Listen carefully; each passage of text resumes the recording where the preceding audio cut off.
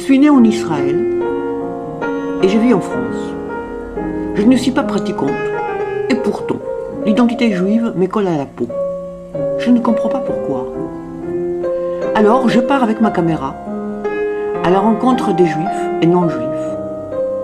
Je leur demande de me répondre en 1 minute à cette question qui m'obsède. C'est quoi être un juif ?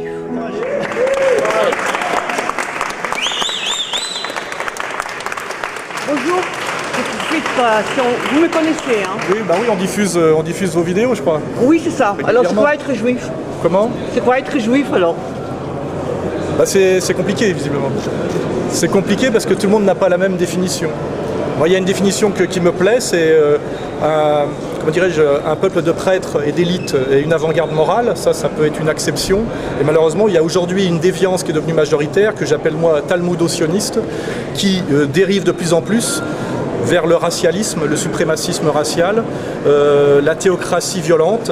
Et je crois que tout ça se vérifie à la fois par l'attitude de l'État israélien aujourd'hui, notamment par rapport aux Palestiniens, et récemment à Gaza, et aussi en France, par quelque chose de plus inquiétant encore directement pour nous, c'est la manière dont une partie des citoyens français qui sont français par le Concordat et par l'émancipation de 1791 se considèrent de plus en plus comme un peuple à part, un État dans l'État qui se définit racialement par le sang et qui aujourd'hui prétend mener un combat pour un État étranger qui est l'État d'Israël, qui, je le rappelle, est un État qui ne respecte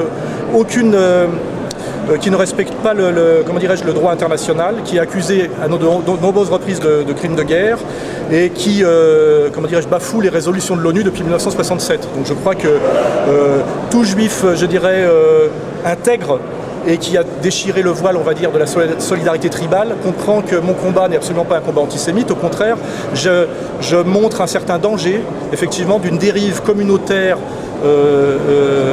raciste et brutale qui, j'en ai bien peur en dernière instance, se retournera contre les manipulateurs. Et j'insiste bien pour dire que les manipulateurs sont une minorité à l'intérieur de la communauté, puisque comme vous le savez très bien, le CRIF par exemple, qui représente cette ligne que je critique, le CRIF ne représente officiellement qu'un juif sur 6.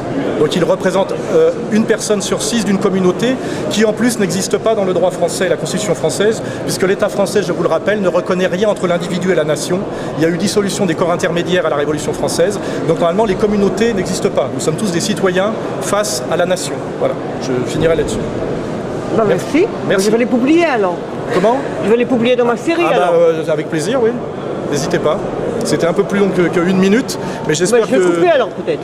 Je vais couper un peu le montage, non ? Faites comme vous voulez. Je n'ai pas le pouvoir de vous imposer quoi que ce soit, vous le savez. Je compte juste sur votre honnêteté et votre intelligence. Voilà. Merci. Bon, je vais... Qu'est-ce qu'on a filmé aussi ?